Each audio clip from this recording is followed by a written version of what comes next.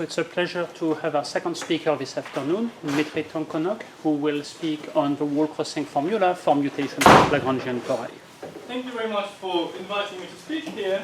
This is joint work with James.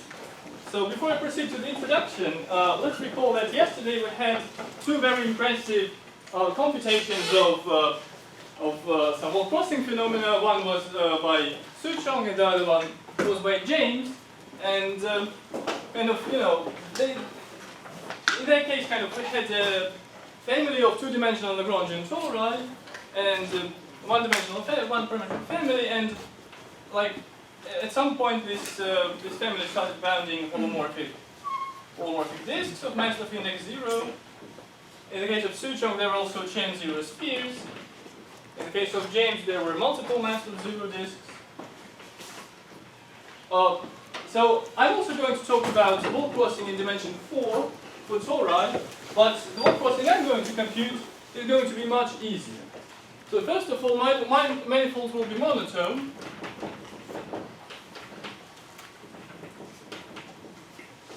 Or maybe monotone. So I won't have the chain 0 spheres at all.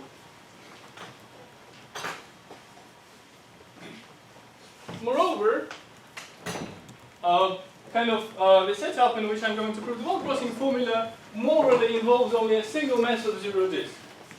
So there's just one mass of 0 disk, and it has been folklore knowledge. So the answer, what the wall crossing should be in this case, is folklore, but well, I'm not sure if it has been written down. So that's the goal of my talk.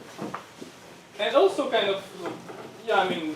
before I proceed with the introduction, very informally, I won't actually be talking about holomorphic mass of 0 disks at all, but instead I will only be discussing the two endpoints of this family, which are both monotone Lagrangian tori, which differ by the so-called geometric mutation.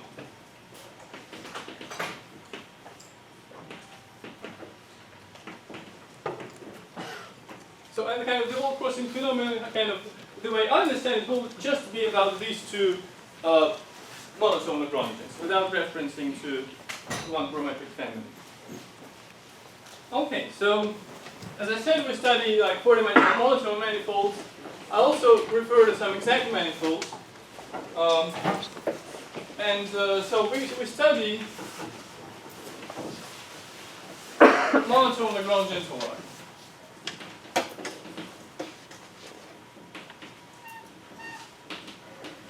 So a natural question to ask, how many are there up to Hamiltonian isotopy?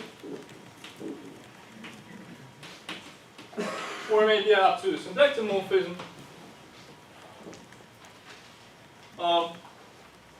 The examples of manifolds are, for example, the simplest exact one is R4, the simplest closed one is CP2, there could be some Del Pezzo surfaces, and that's already enough for my talk. So the behavior of monotone tori in R4 and in CP2 is very different. For R4, we have a theorem which is an ongoing work of Dimitroglu-Rizal.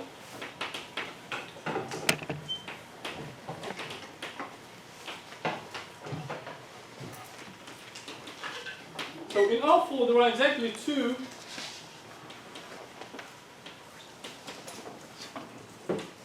monotone Lagrangian tori, up to Hamiltonian isotopy and rescaling.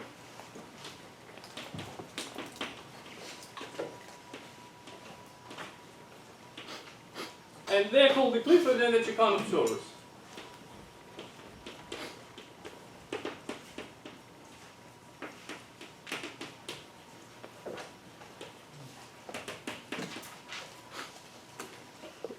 In contrast, in CP2, there is a theorem by Viana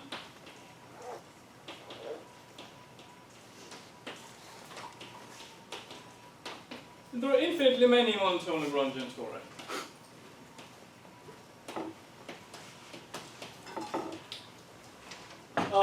So I'll recall some features of Renato's construction. First of all, the tori are indexed by vertices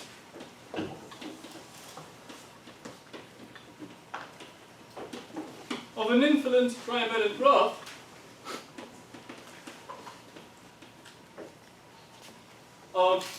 so kind of the original vertex is going to correspond to the Clifford torus, which I said lives in R4, but actually also live in CP2, and you can go from the Clifford torus kind of and construct three other tori.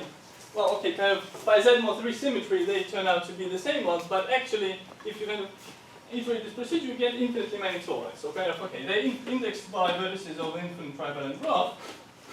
What do the edges in this graph mean? They mean that the adjacent tori differ by sort of geometric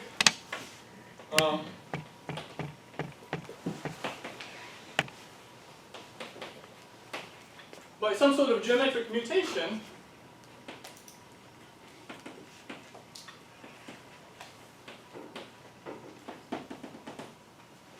which in another setup just means performing the so-called nodal slides. You'll hear more about this in Renato's talk. And in my talk, I will actually give an alternative view on what this geometric mutation means. Okay, so every pair of these tori here and here differ by some standard procedure. And yeah, maybe that's kind of okay. I'll give you the definition, but what you should understand now that somehow locally it means that each pair of these tori looks like the Clifford and the Tonkonog pair.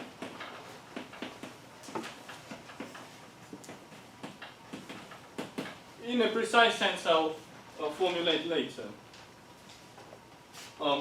Okay, so how do we distinguish these tori? We do this by the so-called Lagrangian potential. So recall that for a monotone torus T, we can associate the Lagrangian potential Wt, which remembers the enumerative geometry of holomorphic Maslov index to disks with boundary on the torus.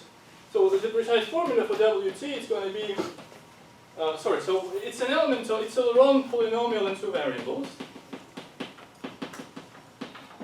Okay, so and the definition is like that. You take the sum over all pairs of integers which represent the first homology group of the torus. So I have to identify the first homology group with z squared in some way. And then this superpotential is by definition the sum of monomials x, a, y, b times the count, the number of holomorphic mass of two disks with boundary on this torus T passing through some point on the torus with additional condition that the boundaries of this torus, so the boundaries of the disks, are in the homology class A, B.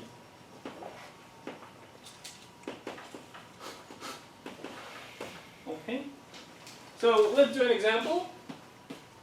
They mentioned Clifford torus in CP2.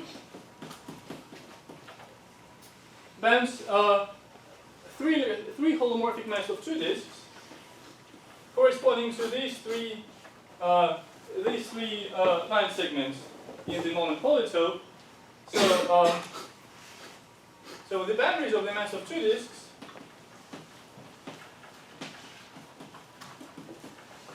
are going to line classes 1, 0, 0, 1, and -1, -1. Therefore, the superpotential for the Clifford torus, it looks like x plus y plus 1 over x1. So when the torus is monotone, then this Laurent polynomial, the Lagrangian potential, is an invariant of this torus. Having 29 is going to be invariant. So to distinguish the tori in CP2, Vianna proved that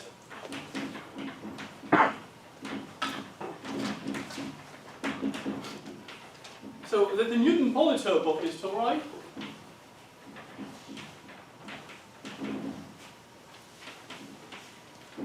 are triangles with sides A squared, B squared, C squared. So that's our defined lengths where A, B, C are Markov triples. It's ABC. It's A, B, C. And okay, so then for different tori, these triangles are different up to SL to Z. So this already is enough to distinguish the tori. So kind of, but it would still be interesting to understand what, not just the Newton polytopes of the superpotentials are, but what are the superpotentials themselves are. So, and this is the subject of today's talk.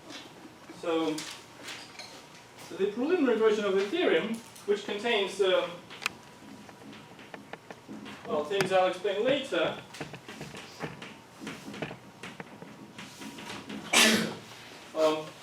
So it looks like that. If two tori T and, no, sorry, K and L differ by geometric mutation,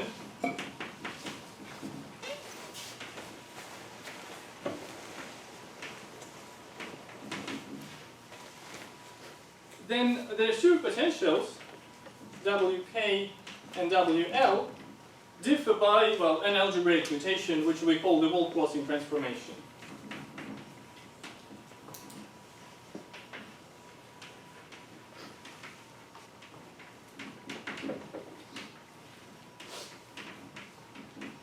I'll still define both things. So I'll still define the geometric mutation and the wall-crossing transformation. Okay, so is the theorem if, then, or is the theorem two statements? yeah, so if K and L differ, then the superpotentials are related by a Do we wall-crossing. know that they differ? Well, we know that each pair of tori here differs. So because every torus, for example, in Werners construction is obtained by a sequence of mutations from the Clifford torus, it means I can compute. I have an algorithm for computing a superpotential for all this stuff. So a few remarks about this theorem. That's kind of a theorem maybe in full. So there will be a later I'll give you a precise version of this theorem.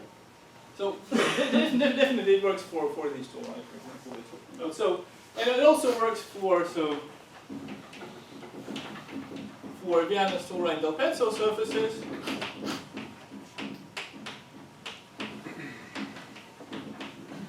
So Renato is going to give a beautiful talk about these tori later during this conference.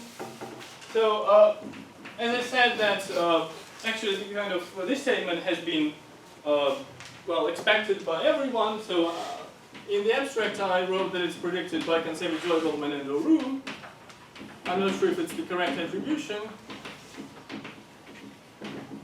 but at least well the names look fancy, so I thought I should write them.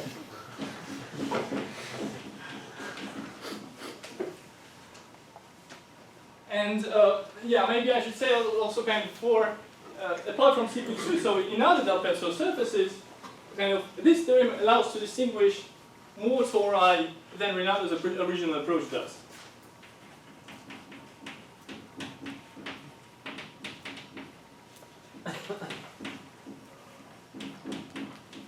In CP2 it's already done by Renato completely, but in other Del Pezzos it's kind of, we can get infinitely more maybe.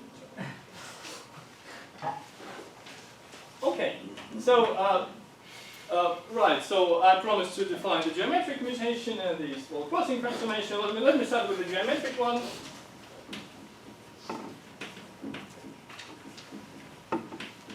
So things I'm going to explain now are very easy, and also they've been discussed by many people, and I'll give references to these people at the end of this subsection.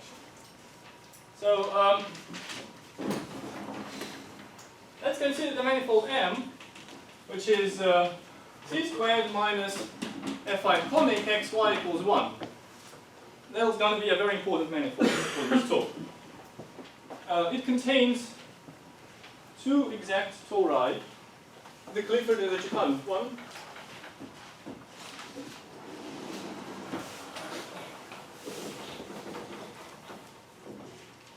And the way to see it is to construct the Lefschetz vibration to C minus 2.1 where the point x comma y goes to the point x1. Okay, if we call this Lefschetz vibration pi, then the regular fiber is going to be an affine conic. You can equip it with a circle vibration, and the circles are going to be parameterized by parameter r, by a shift. And the singular fiber above 0 is the singular conic.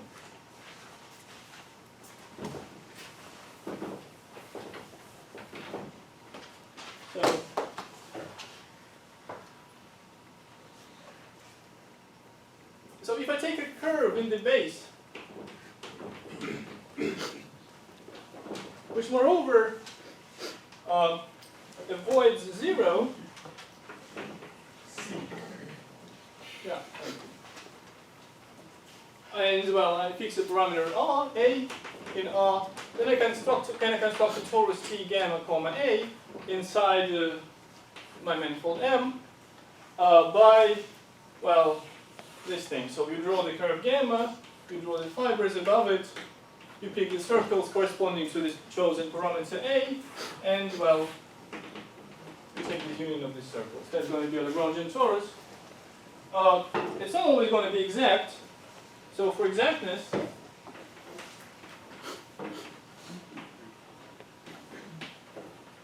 we need that, first of all, gamma must encircle 1, the point 1 puncture. Second, we need that A to be 0, and also gamma must enclose some fixed area.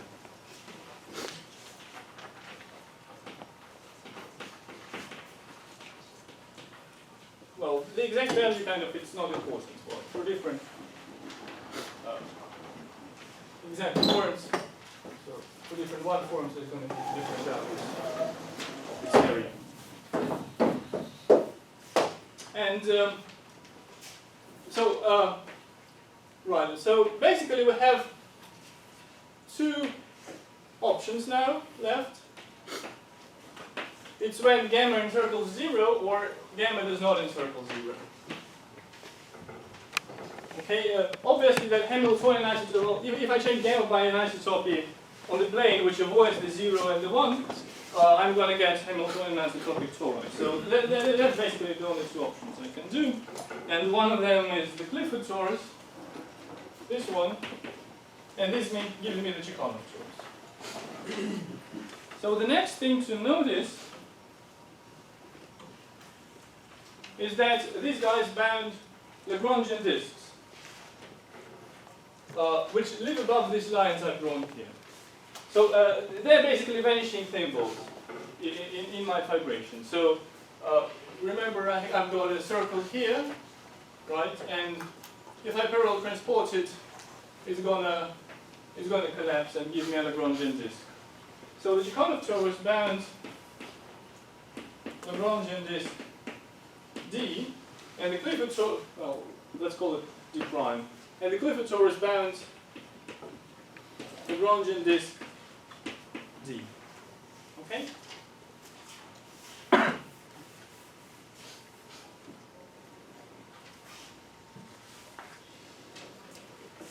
So, sorry? I want to go with one of them to be called D prime. Oh, I didn't notice that was a prime. Yeah, that's D prime, and that's D. Okay. So,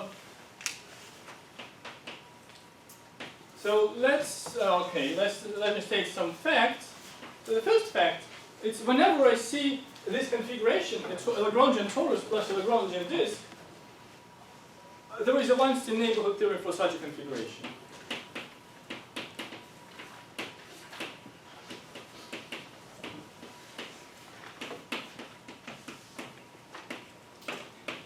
So if I see an embedded Lagrangian disk attached to a torus, well, and the boundary is non-contractible, then all such configurations have symplectomorphic neighborhood. Okay, so and the second thing we can notice is that in fact this whole manifold M kind of contracts onto either the union of the Chichanov torus plus D prime, or to the union of the Clifford torus plus the disk D. So the way I'm stated is like that. M is an isomorphism sign, I'll tell you what it is, to the Weinstein neighborhood of T Clifford union D, and it's also isomorphic to Weinstein neighborhood of T Chichanov union D prime. So the isomorphism sign here means that these are Liouville manifolds with Liouville isomorphic completions.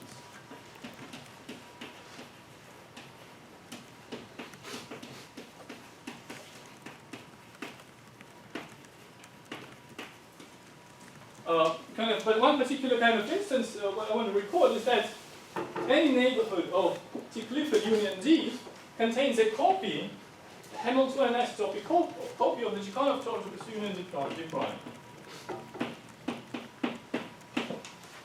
And vice versa, any neighborhood of the Chichanov torus union D prime contains a copy of the Clifford torus union D. Okay, the way to see it is by picture.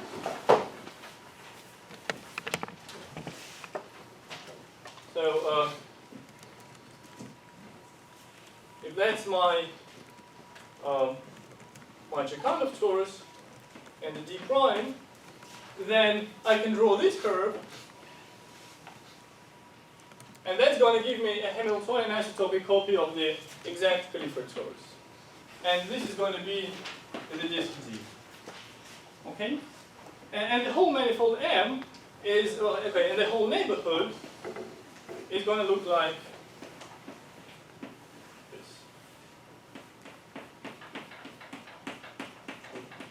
Kind of, this thing somehow it's, well, it's diffeomorphic to the whole manifold M, it's kind of, and moreover it's Liouville isomorphic to this manifold M.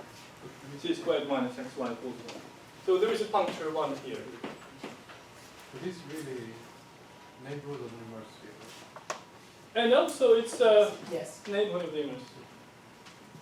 Okay.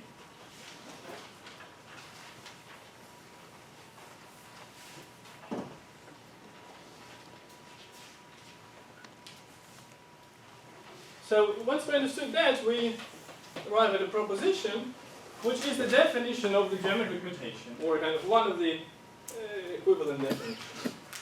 So let's say it this way. So if T is in monotone torus in any symplectic manifold, or an exact torus maybe, so X can be exact as well, and it has a Lagrangian disk attached.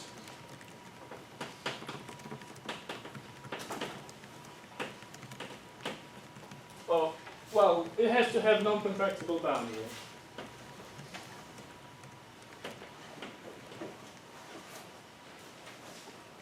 Then you can construct another monotone slash exact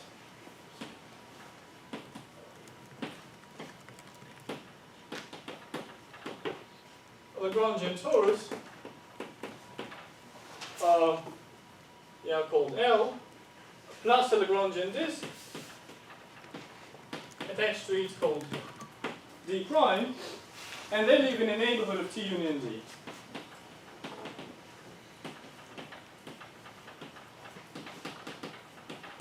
So I call this disk L as the result of mutation of T along the disk L. So I did a kind of L comma D. Sorry, I started with T. So T comma D gives me, by mutation, the disk L, which could be noted mu D T, so mutation of T along D, and there's going to be a disk D prime, which is the mutation of kind of D, the result of D up to kind of this mutation. And that's the definition of the kind of geometric mutation I've been referring to. Are there any questions so far? Okay, so now, as I said, many people have previously discussed this construction in a bit different words.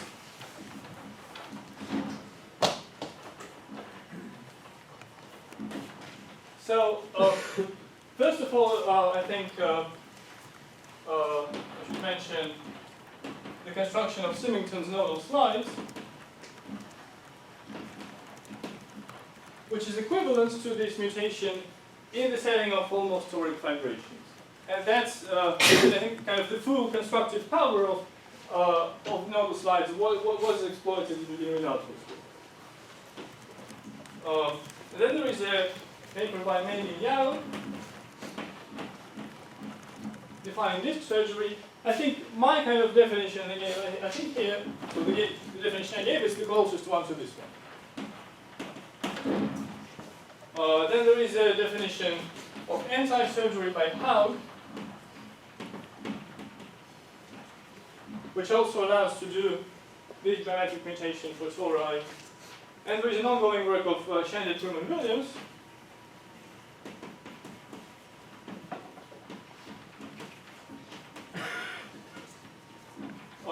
about mutations of the Lagrangian skeleton, which does this for exact manifold.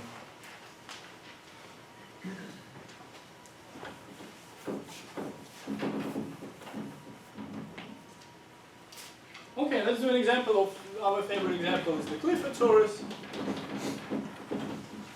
So it bounds 3 Lagrangian disks.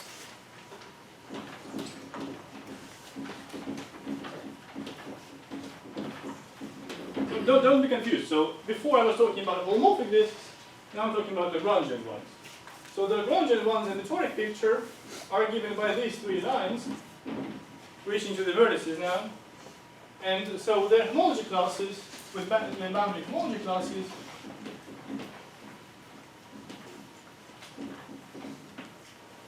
are orthogonal to the slopes I see here. So they are orthogonal to the integer vectors 2, minus 1, minus 1, 2, and minus 1, minus 1. Okay? So in principle, I can mutate my Clifford torus along any of these 3 disks.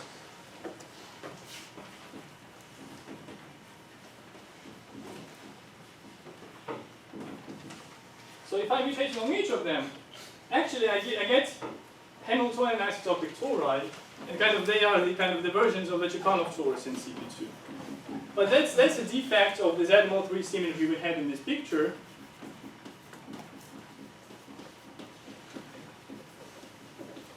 So to really construct infinitely many tori, you should be able to iterate this construction.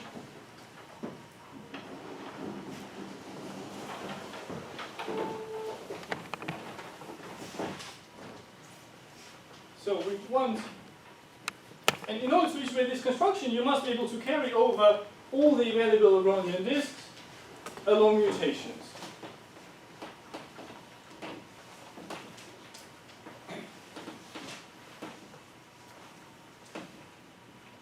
Mutations along each individual disk. And the answer, so I think I'm not going to talk about this part, because it will be, so the answer is this is possible if the disks are attached in a local toric manner.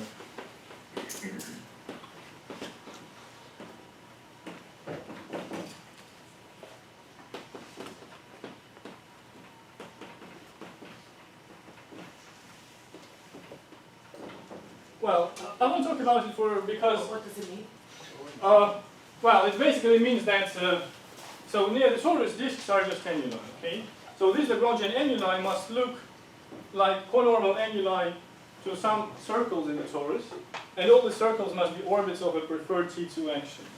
So you should be able to draw, for example, these 3 curves and take their conormal annuli. Straight lines. Straight lines, yeah, but but not the wiggly one. And but in Rinaldo's talk you will kind of see that once you have a global almost toric vibration, then you can do all these consecutive mutations on the nodes.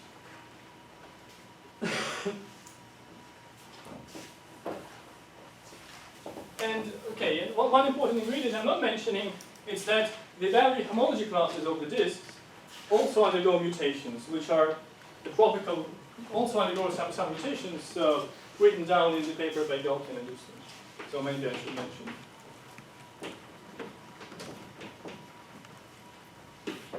So that allows you complete bookkeeping of the boundary homology classes of disks, and this allows you to compute the superpotential. Okay, but so my next point is to explain the algebraic counterpart. Are you claiming that that's your answer? Sorry? Are you claiming that answer is your answer? No, I think, well, I think it's kind of, I don't know, maybe it's your answer, or I haven't been really thinking about this part anymore. Oh. Yeah. So, okay, let me give you the definition of the wall crossing transformation.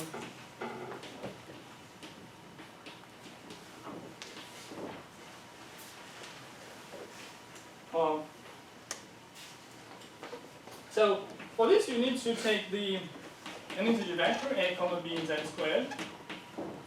So secretly there's going to be the boundary homology class of the Lagrangian disk. So in the first homology of the source, I'm mutating. Okay, and that's going to be called the direction of mutation.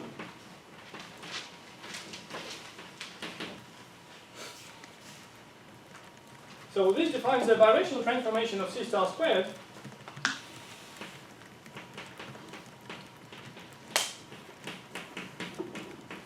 given by the following change of coordinates.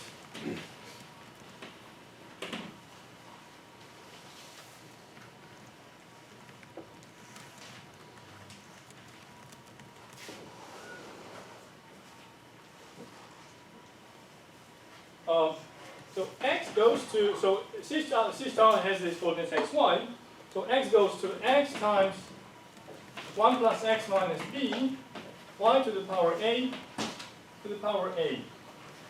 And y goes to y times 1 plus x minus b y a to the power b. Well, but it's actually enough to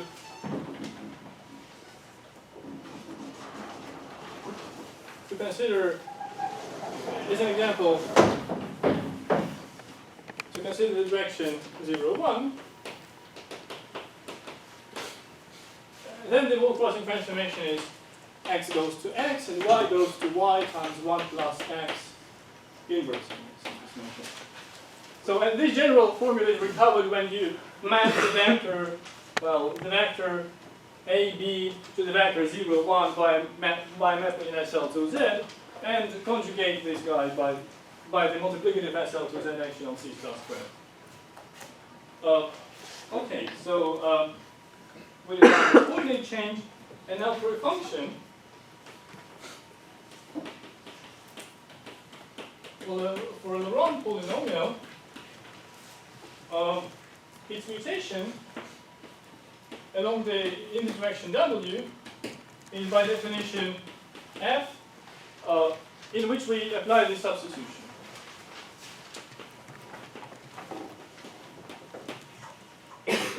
So the above coordinate change. And the result is not going necessarily to be the run.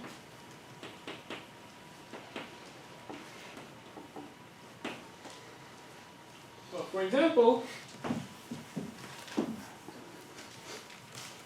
well, if you just take, for example, if you do this mutation mu 0, 1 and apply to the function y inverse, then you're going to get the function which is y inverse 1 plus x inverse inverse, right? I just did the substitution, and this is not Laurent.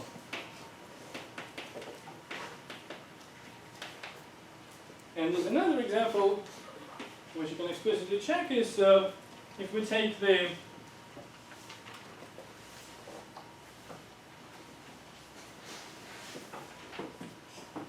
function which already appeared in my talk, x plus y plus 1 over xy, and is going to stay Laurent.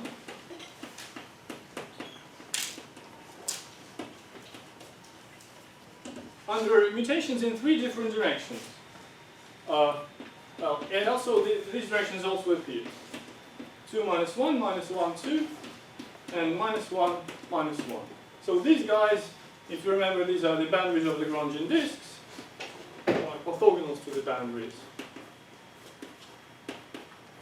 Yeah, and this F is just the potential for the Clifford source in CP2.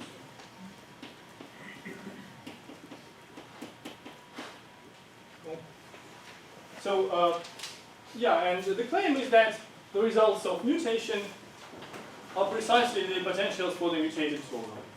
So that's the precise formulation of the theory we're going to prove.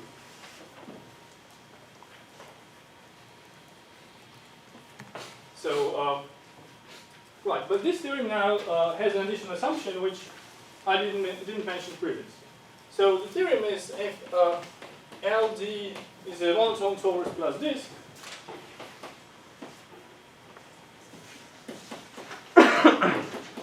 plus Lagrangian disk. And let's additionally assume that they live in the complement of a smooth anti-canonical divisor.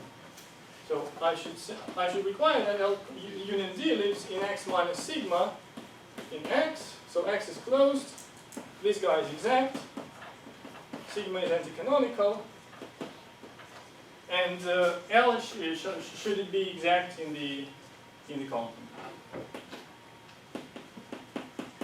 Does it matter if that anti-canonical really has to represent C1, or does it can represent some multiples?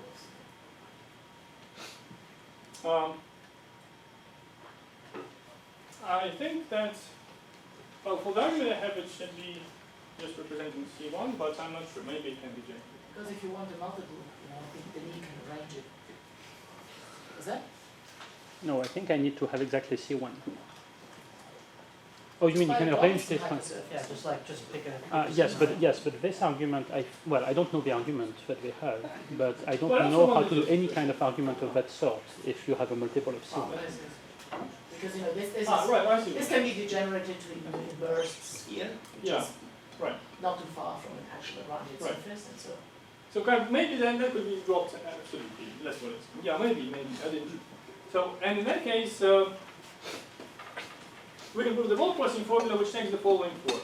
So now that all the definitions are done, this is written as the potential for the mutated torus, sorry, mu dl, is equal to the algebraic mutation in the direction of the boundary of the disk for the sphere potential for L. So that's the algebraic mutation, the Wall crossing transformation, and that's the geometric mutation. Did you want L to be mass log 0 in X minus sigma? Yeah, I want it to be mass of 0. Sigma needs to be represent the mass of Yeah. divided by 2. So, but I should say that from Renato's talk you'll learn that I mean, kind of all Renato's examples satisfy this additional assumption. So, actually, for example, for CP2, the 3 disks on the Clifford torus in CP2 do live in the complement to the smooth elliptic.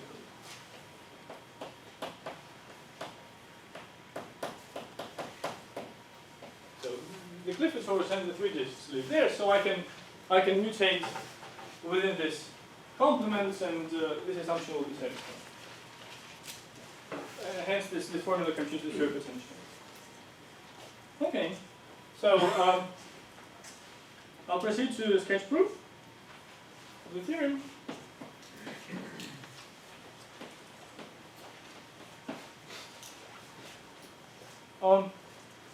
So the main proposition, some disk factorization thing, that's how I decided to call it for now.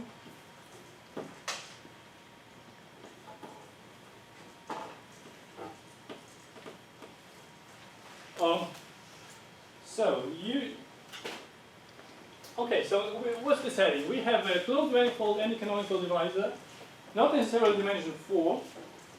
So the statement is like that. For any Liouville subdomain,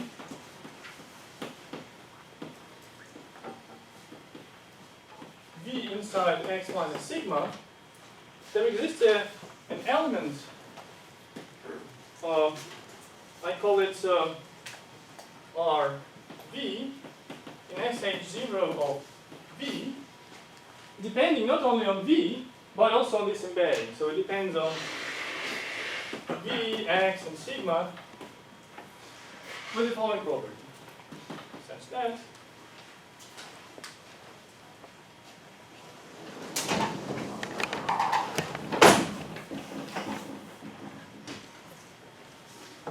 for any exact Lagrangian submanifold in V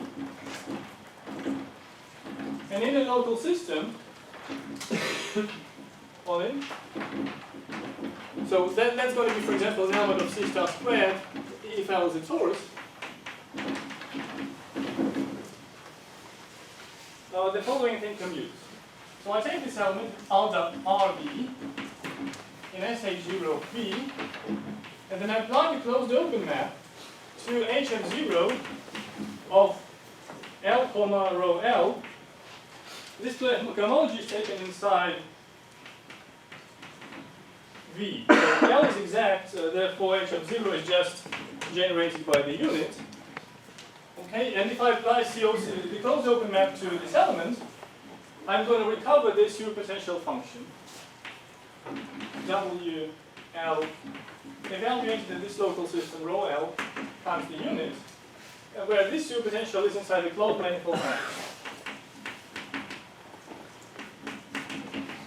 Right, so this is just the count of mass of two disks weighted by the local system. So for different rho L's, I get different numbers, but all the rho L's recover the two potentials completely. So the language of Paul's talk yesterday is just the turbo restriction of the Borman-Sheridan element, or is this something? Yeah, so I think this is going to be kind of the Borman-Sheridan element, except that V is not necessarily X minus the any canonical divisor. It could be any small level subdomain. Turbo restricted or something. Yeah. Yeah, exactly. Yeah.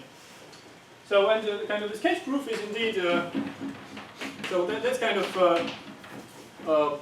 Yeah, it's similar to what Borman-Sheridan do. It was suggested to me by Abuzai. Yeah, so we take this original mass of the quantum problem. So, you know, this with boundary on my Lagrangian. Inside the whole manifold X, they have also the exact sigma. And then, what I do is I arrange a domain-dependent Hamiltonian perturbation to this disk, parameterized by a parameter R. So, what I've drawn here is a sequence parameterized by R going to infinity of domain-dependent Hamiltonian perturbation to the J-holomorphic equation for these disks. Okay, so now I have to specify what the Hamiltonian is. The Hamiltonian is a symplectic homology type Hamiltonian, which is zero, constantly zero, in this region. Now this flat region is going to be, well, except near the boundary where I have to interpolate, the Hamiltonian is going to be domain independent and is going to have this profile where it grows near the boundary of my manifold V and then becomes constant when I approach the, say, sigma. So, and on this tip, H is a constant.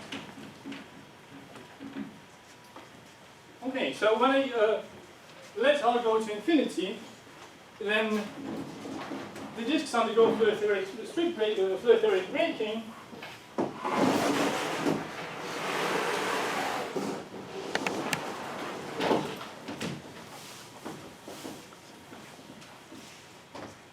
And sorry.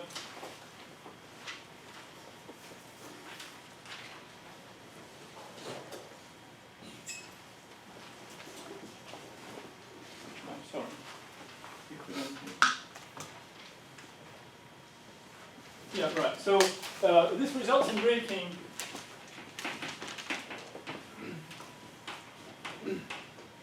of the following time. So I have just declared a single breaking of the original next. I'm stretching the equation. Okay. So now this is going to be a periodic orbit of this Hamiltonian,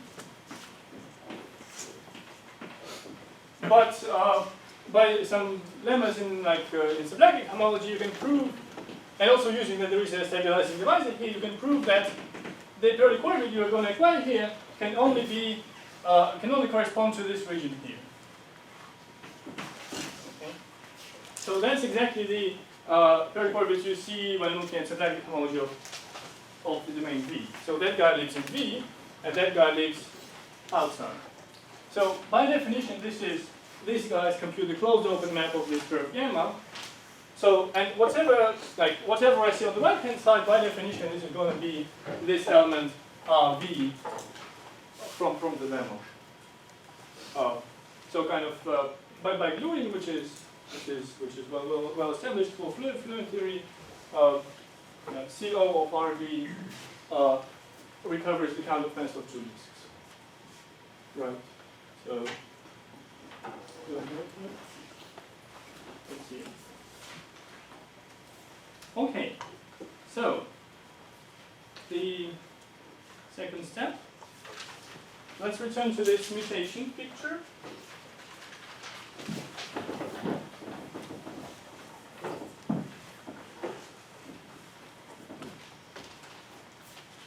Are there any questions so far? Okay.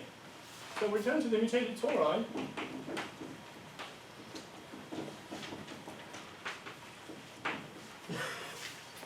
So I have two, say, monotone tori. First of all, they live in this manifold M I was talking about, which is the neighborhood of L union the disk, and which is Liouville isomorphic to this model manifold x t squared minus xy minus equals 1. Then this lives in the complement x minus sigma, and this lives in the closed manifold x.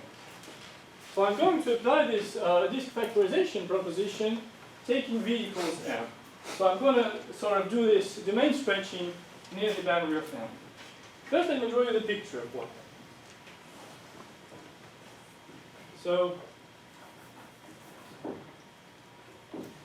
I have two Lagrangians, L and K, and I'm interested in the holomorphic mass of two disks.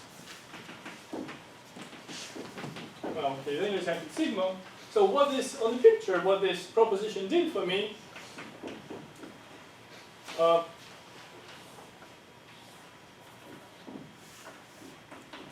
it made my disks break into something which is unique for both K and L, which was called RV, and the closed open map here. Why at this point do you need to discuss disks anymore? Sorry? At this point in the argument, why is it necessary to still discuss disks? It's not,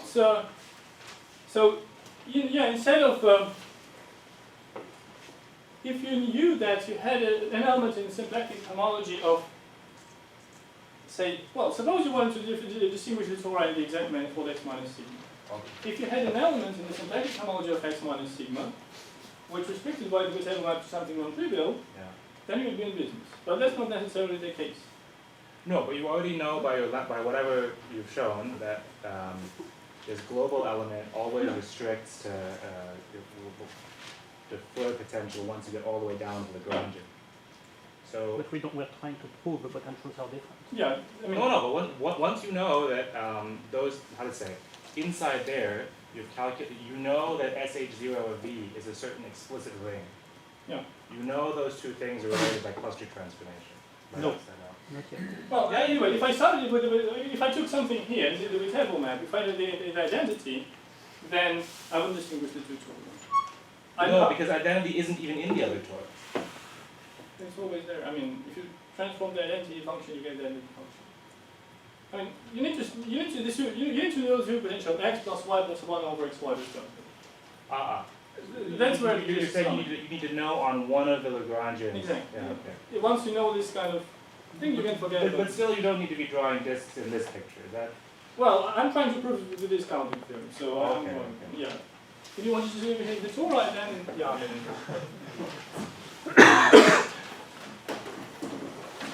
But I mean, the discounting theorem is the statement you just erased, yes? Sorry? No, it's the main theorem we're trying to prove. Yeah, I just erased the disfactorization theorem. Yeah, it's kind of it's here now on the picture. Sorry, it's also, Sorry, I must have missed Yeah? something. So you have this, so the discounting gives you some superpotential on K, And yeah, right? Yeah. And K and L are somehow generically isomorphic for some choices of flatline models. Yeah. And so therefore the superpotential is the same? Is that what it's called? oh, Yes, but we are trying to prove that the coordinate transformation is the one you think it is. But we already know. We already know that. We already know that. That's the way this argument works. why do we know? That's what we're trying to prove. No, that's what we started the whole talk with. No, that's the statement of the theorem we're trying to prove. But No, I no. mean, you know, the isomorphism in Karakhat was done in the exact piece, right? Yes, it says there exists an isomorphism. No. I wrote down the formula. Yeah, that's Yeah. what he's about to use. He's just Oh, yeah. explaining it for an audience Yeah, that's it's not about you to and be said. Okay, right. Sorry about that.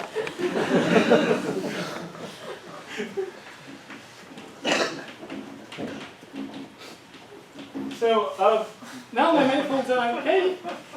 I'm interested in these two tori as the submanifold of this monomanifold M.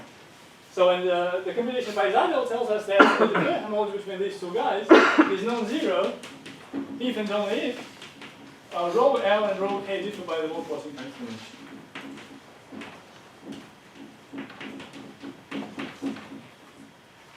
Alright, which means that, well, an element of C star squared.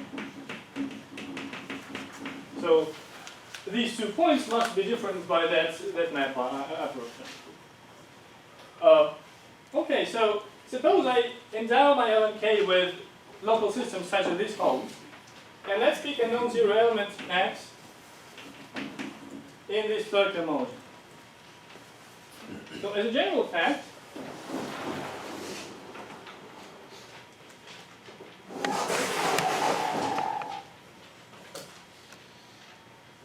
Let me store K and L inside N. yeah, thank you. So that's for these two model tori inside C squared minus xy equals 1. And this is an explicit computation because there are 3 holomorphic strips between these two tori, and you know, you have to just see what local systems you have to equip this tori in order to these strips cancel. Okay, so right, so we are finishing the proof as a general fact. So if I do the closed open maps, sorry, if I do mu2 of x, comma, closed open map onto L of this element Rm, sorry, Rm, yeah, then should be M. It's the same as mu2 of closed open map onto K of the same guy Rm, comma M. Okay? And I know that this guy is equal to the superpotential evaluated at the local system, rho L times the unit. And this guy is the superpotential, sorry, that's the superpotential for L, that's the one for K, evaluated as rho K times 1K. So when I do the product, I'm just going to get the thing like this. WL rho L times X is equal to WK rho K times X. And because X is non-zero, we necessarily conclude that these two superpotentials are equal. Right? And the points I were evaluating at were different by the small crossing transformation I wrote down. Therefore, the superpotentials themselves differ by this transformation. So that's kind of the end of the proof. And so I have 7 more minutes. Maybe, so kind of let me speculate a bit that this factorization thing is actually not specific to dimension 4. So one could imagine that in high dimensions you could define your favorite mutation by I don't know, finding 2 Lagrangian 3 tori which live in some exact manifold, and then you can implant this exact manifold into say monotone manifolds, and you can prove the Volt crossing formulas for the tori if you know the computation like this in the local exact manifold. So somehow there are well, several candidates for mutations in high dimensions, and this is, well, this kind of Dix factorization thing is probably a way to put the whole crossing formula for those hypothetical mutations as well. Well, and let's see. Do you have any questions? Yeah? So you just talked about T3s or higher dimensional tori. Yeah. It seems like for that for that local picture would be S1 and S2 or higher dimensional. So you would so in high dimensions I would think S1 as a Lagrangian, you asked. I think I was thinking of taking T3, but I was thinking of the case when you have a free torus, T3, plus some Lagrangian gadget attached to it. But what this gadget could be, it could be something like T2 times disk, like a solid torus, or it could be maybe, maybe you could contract a 2 torus here, maybe you could contract a one-dimensional torus here, and these are seems to be the two possible ways. And if you're able to understand what the neighborhood of this gadget is, there's going to be maybe some affine manifold which carries a good redshift vibration. In that case, and actually I think it is, and if you're able to do this computation to see how this local isomorphism in the bracket looks like, then you're going to get a corresponding formula for this extension. Was it important that you had a torus as opposed to homogeneous surface? So for a homogeneous surface, I don't think I haven't seen this computation. Okay, suppose I could make It's that the same calculation. computation. It's the same computation. Then No, If it's wait. local, then a piece of Yeah, but you have to show it's local. Okay. well, I mean, But anyway, so that's the only place you need that's the the only thing. torus. Yeah.